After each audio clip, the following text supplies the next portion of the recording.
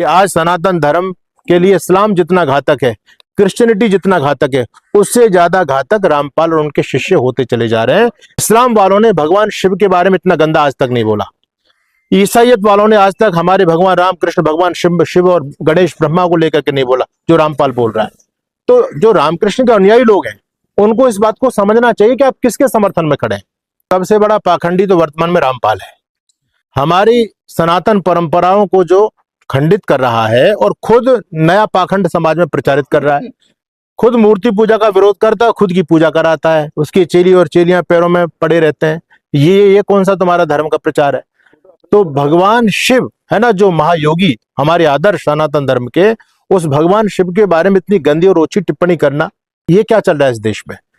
आप केवल एक ही बात कर रहे हैं कि वो तो जो बड़ा दयालु आदमी है, बड़ा सेवा परोपकार के काम करता है। तो क्या सेवा परोपकार के द्वारा तुम अपने जमीर को बेच दोगे? इससे ज्यादा सेवा तो ईसाई मिशनरियां कर रही हैं। तो आप जीसस को भगवान मान लेंगे क्या? है ये तो देश को गुलाम बनाने का एक एजेंडा है। सेवा के माध्यम से ईसाई मिशनरी देश में घुसे, इस्लाम वाले भी, है ना, और आज ये रामपाल भी अपने पंथ को बढ़ावा दे, क्योंकि तर्क के द्वारा तो नहीं आ सकता है। आज देश में जो पाखंड बढ़ रहा है, इसको राजनीति बढ़ा रही है। ये सच्चाई है, क्योंकि राजनीति को चाहिए वोट। जिस बाबा के पास में ज्यादा वोट है वहां ये नतमस्तक होते हैं। और इस देश में एक फॉर्मूला लागू है, मूर्ख बनाओ मौज उड़ाओ। जो व्यक्ति जितना ज्यादा पब्लिक को बेवकूफ बना सकता है उतना बड़ा धर्मगुरु हो जाता है, समाज में पूजने लग जाता है। उसके पास में मूर्खों की फौज इकट्ठी हो जाती है। इन राजनीतिक लोगों को वोट चाहिए, उसके पास में मूर्खों की फौज है, वो वोट दिलवाता है।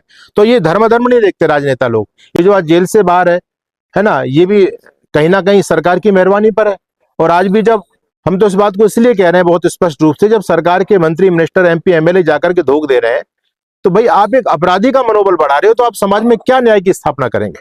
मैं रामपाल जी से शास्त्रार्थ की बात तो इसलिए नहीं करूंगा क्योंकि उनको शास्त्रों का बिल्कुल भी ज्ञान नहीं है। कोई विद्वान पुरुष यदि शास्त्रार्थ का चैलेंज देता तो हम इस बात को बहुत गंभीरता से लेते हैं, है ना। जिस व्यक्ति ने संस्कृत की एबीसीडी नहीं जानी, जिस व्यक्ति ने वेद शास्त्रों के दर्शन नहीं किए, है ना, जो व्यक्ति मतलब हमारी वैदिक परंपरा की कुछ नॉलेज रखता ही नहीं है, वो व्यक्ति हमको शास्त्रार्थ की बात कर रहा है। और शास्त्रार्थ की बात कैसी की उन्होंने कहा एक तरफ हम बैठेंगे, एक तरफ दूसरे लोग बैठेंगे अपने शास्त्रों को लेकर के, और हम अपनी अपनी बात कहेंगे, कोई तर्क वितर्क नहीं करेगा। तो भैया जब तर्क वितर्क नहीं होगा तो कैसा शास्त्रार्थ हो गया वो? तो ये सब समाज को गुमराह करने की बात है। जब लोग आक्षेप करते हैं कि आप शास्त्रार्थ करो, तो अपनी जान बचाने के लिए उस व्यक्ति को शास्त्रार्थ की बात तो कहनी पड़ती है, लेकिन वो शास्त्रार्थ के लिए आज तक कभी नहीं आया। हमारे तमाम लोगों ने शास्त्रार्थ का चैलेंज दिया, और आज भी हम आपके द्वारा, सोशल मीडिया के द्वारा स्पष्ट इस बात को कहते हैं कि हम 24 घंटा शास्त्रार्थ के लिए तैयार बैठे हैं। आर्य समाज का तो काम ही शास्त्रार्थ करने का है। तो रामपाल यदि शास्त्रार्थ करना चाहते हैं, या रामपाल नहीं आना चाहते, रामपाल का कोई अनुयायी, उनका कोई दास, कोई दासी शास्त्रार्थ करने के लिए आती है, हम सनातन धर्मियों को चुनौती देती है, तो आर्य समाज सबसे पहले शास्त्रार्थ की चैलेंज को स्वीकार करता है। लेकिन ये पहले निर्णय कर ले, रामपाल की जो है ना जो महफिल, ये निर्णय करे कि रामपाल खुद नहीं आ रहे, अपने चेलों को भेज रहे हैं, तो उनके चेलों की हार रामपाल की हार होगी। हम शास्त्रार्थ के लिए तैयार हैं, और बिल्कुल टीवी पर लाइव चलेगा शास्त्रार्थ, है ना। दूध का दूध और पानी का पानी पूरा देश देखेगा। होना चाहिए। शास्त्रार्थ की परंपरा जब से खत्म होगी तब से गुरडमवाद, पाखंडवाद देश में बढ़ता चला जा रहा है। लोगों ने अपने धर्म के नाम पर दुकानें जमा दी हैं। हमारे जितने भी सनातनी भाई हैं जो राम कृष्ण के नाम पर बड़ी बड़ी कथाएं कर रहे हैं, आर्य समाज तो आज भी लड़ाई लड़ी रहा है। उन लोगों को साथ आना चाहिए।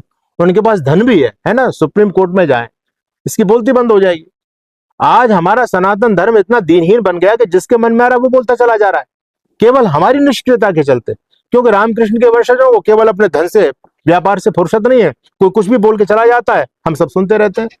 तो आज आवश्यकता है कि हम अपने जुनून को जगाएं, और ऐसे जो बेरूपीय समाज को तोड़ने का काम कर रहे हैं, हमारे सनातनी भाइयों को जो बहकाने का काम कर रहे हैं, उसका मुंहतोड़ हम जवाब दें। आज सारा सनातन जगत आक्रोश में है, चाहे वो रोहित गोदारा हो और चाहे वो धर्मेंद्र हुड्डा हो, ठीक है। अब तक तो लड़ाई केवल आर्य समाज की चल रही थी, अब तो हर हिंदू, हर सनातनी जो अपने आप को रामकृष्ण का वंशज मानता है, हर व्यक्ति इस जंग में कूद चुका है। आर्य समाज सबके साथ है, जो अच्छा काम कर रहे हैं, राष्ट्रवादी लोग हैं जो पाखंड को मिटाने का काम कर रहे हैं। हमारा पूरी तरह से समर्थन है उन लोगों को। हमारे युवा सन्यासी स्वामी दिव्यानंद जी पर उन्होंने हमला करने का जो प्रयास किया है, इसकी हम भर्त्सना करते हैं। और वो इन हमलों से, लाठी डंडों से हमको डराने का प्रयास कर रहे हैं, तो उनकी भूल है। हम तो हमेशा अपनी गर्दन को हथेली पर लेकर के चलने वाले लोग हैं। हमने हमेशा इतिहास बदले हैं। और इनके गुरुजी जो रामपाल जी महाराज जो 12-13 साल जेल में रह के आए ना, ये आर्य समाज के आंदोलन का ही परिणाम था।